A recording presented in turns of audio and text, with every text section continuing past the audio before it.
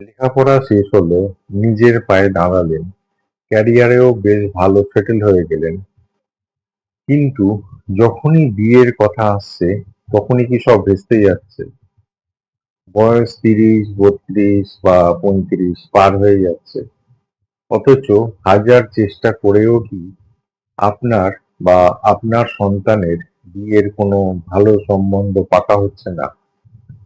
অনেক অবিবাহিত যুবক-যুবতী এবং তাদের চিন্তিত বাবা-মায়েরা বুক ভরা হাহাকার আর ক্লান্তি নিয়ে বলেন যে ছেলেমেয়ের সব দিক থেকে যোগ্যতা রয়েছে, দেখতে সুন্দর, ভালো চাকরি বা ব্যবসা করে, তাও কেন যে বিয়েটা হচ্ছে না ভগবানই জানেন। সম্বন্ধ আসলেও মাঝপথে কেটে যায়, আর বয়স যত বাড়ছে সমাজ আর আত্মীয়দের বাঁকা কথা শুনতে শুনতে আমাদের দেয়ালে পিঠ থেকে যাচ্ছে। কোন অভিশাপে এই লেট ম্যারেজ বা বিয়েতে এত দেরি? অনেকে ভাবেন এটা হয়তো শুধুই তাদের ব্যাড লাক, অতিরিক্ত খুঁতখুঁতে স্বভাব বা ভাগ্যের নিষ্ঠুর পরিহাস। কিন্তু জ্যোতিষশাস্ত্র এবং সনাতন বিজ্ঞান বলছে যোগ্যতা থাকা সত্ত্বেও বিয়েতে চরম বিলম্ব হওয়া এবং সাধনাতলা পর্যন্ত পৌঁছতে না পারার পেছনে কিন্তু জন্মকুণ্ডলীর একটি বিশেষ ধীরগতির গ্রহ এবং কিছু মারাত্মক গ্রহদোষ দায়ী থাকে। আজকের ভিডিওতে আমরা জানব লেট ম্যারেজের পেছনে আসল কারণ কি এবং এই বিয়ের বন্ধ যোগ দ্রুত খোলার সবচেয়ে শক্তিশালী ও কার্যকরী ঘরোয়া টোটকাগুলো কি কি। জ্যোতিষশাস্ত্র অনুযায়ী আমাদের জন্মকুণ্ডলীর সপ্তম ভাব হলো বিয়ে, বিবাহিত জীবন এবং জীবন সঙ্গীর প্রধান ঘর। এই ঘরের ওপর যখন কোনো ধীরগতি বা পাপক গ্রহের প্রভাব পড়ে, তখনই বিয়েতে মারাত্মক দেরি হয়। এর জন্য প্রধানত যে গ্রহগুলো দায়ী সেগুলো আপনাদেরকে বলছি। ১ নম্বরে আসবে শনিদেব। জ্যোতিষশাস্ত্রে শনিদেব হলেন সবচেয়ে ধীরগতির গ্রহ এবং লেট ম্যারেজের প্রধান কারক। শনিদেব যদি আপনার জন্মকুণ্ডলী সপ্তম ঘরে বসে থাকেন বা সপ্তম ঘরের ওপর দৃষ্টি দেন, তবে তিনি জাতক বা জাতিকার বিয়ে সহজে হতে দেন না। সাধারণত শনির প্রভাবে মানুষের বিয়ে ৩০ থেকে ৩৫ বছর বা তার পরে গিয়েও সম্পন্ন হয়। ২ নম্বরে আসবে রাহু ও কেতু। রাহু কেতু হলো আকস্মিক বাধা তৈরি করার গ্রহ। সপ্তম ঘরে বা তার অধি সপ্তম ঘরে বা তার অধিপতির সাথে রাহু কেতুর অশুভ দশা চললে সব ঠিকঠাক চলতে থাকা বিয়ের সম্বন্ধ একদম শেষ মুহূর্তে গিয়ে কোনো না কোনো অদ্ভুত কারণে ভেস্তে যায়।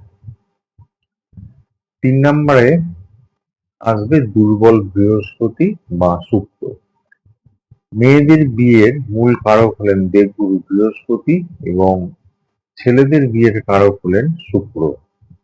এই দুটি গ্রহ যদি কুণ্ডলিতে অত্যন্ত দুর্বল, নিচস্থ বা দগ্ধ অবস্থায় থাকে, তবে মানুষের বিয়ের বয়স পার হয়ে গেলেও মনের মতো পার্টনার পাওয়া যায় না।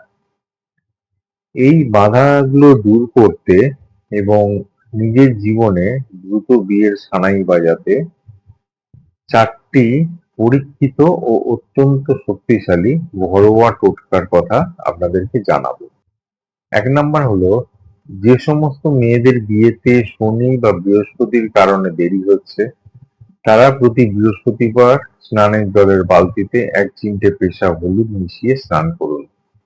স্নান সেরে কলা গাছের গোড়ায় সামান্য জল অর্পণ করুন এবং সেখানে একটি খাঁটি ঘিয়ের প্রদীপ জ্বালিয়ে নিজের মনের ইচ্ছা জানান।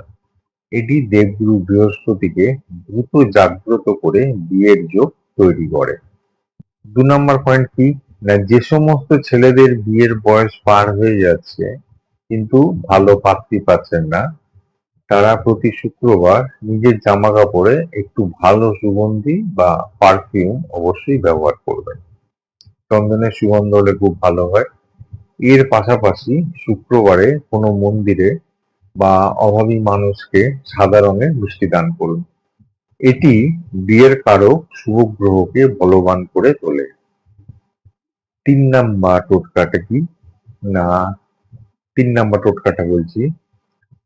একটি ছোট হলুদ বা লাল রঙের সুতির কাপড়ের টুকরো নিন।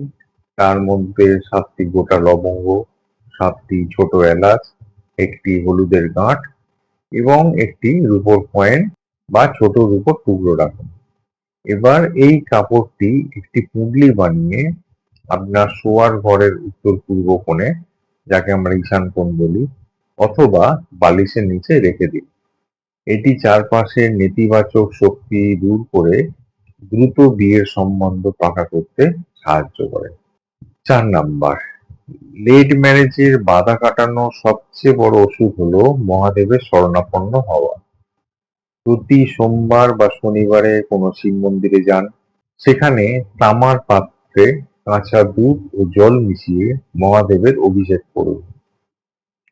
এরপর চন্দন দিয়ে ১০৮টি বেলপাতায় ওং নমঃ শিবায় লিখে সেগুলি শিবলিঙ্গে অর্পণ করুন। মহাদেব হলেন কাল ভৈরব। তাঁর আশীর্বাদে শনিদেবের সমস্ত ক্রূরতা বা দেরির অভিশাপ নিমেষে কেটে যায়। তো বন্ধুরা, টোটকাগুলো তো শুনলেন। এই চমৎকার টোটকাগুলোর মধ্যে কোনটি আপনি শুরু করছেন তা কমেন্ট করে জানান। ভিডিওটি ভালো লাগলে লাইক ও শেয়ার করুন। আর এই ধরনের আরো ভিডিও পেতে আমাদের চ্যানেলটি এখনই সাবস্ক্রাইব করে রাখুন। দেখা হচ্ছে পরের ভিডিওতে। সবাই ভালো থাকবেন, সুস্থ থাকবেন। নমস্কার।